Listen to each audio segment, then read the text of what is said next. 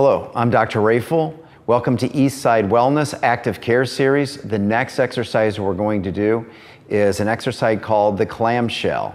And again, it's a great hip strengthening exercise for an area that most people have deficit, and that's to help what we call frontal plane stability. It's the upper outer part of the glute called the glute med min. That's what we're trying to really activate or affect.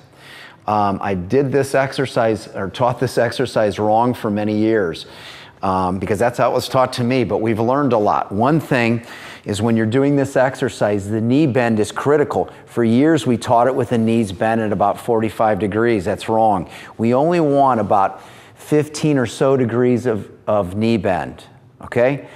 The patient could also do this, and why I'm having the stick here is I don't want, while you're performing this exercise, for your hip to rock backward.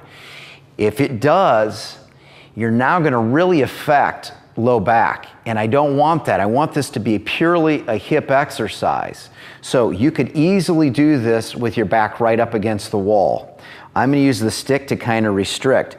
So in this case, Amy's feet are gonna stay together, but what she's going to do is literally pry one knee up over the other, and she's gonna come up as high as she can until she starts to run into, and she's starting to run into my stick now. That's her full range of motion, and then back down.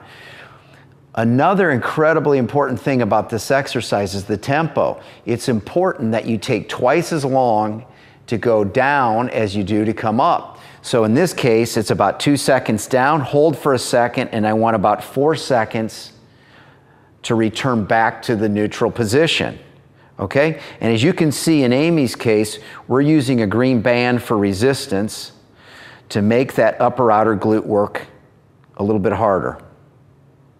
And that's the clamshell. Thank you.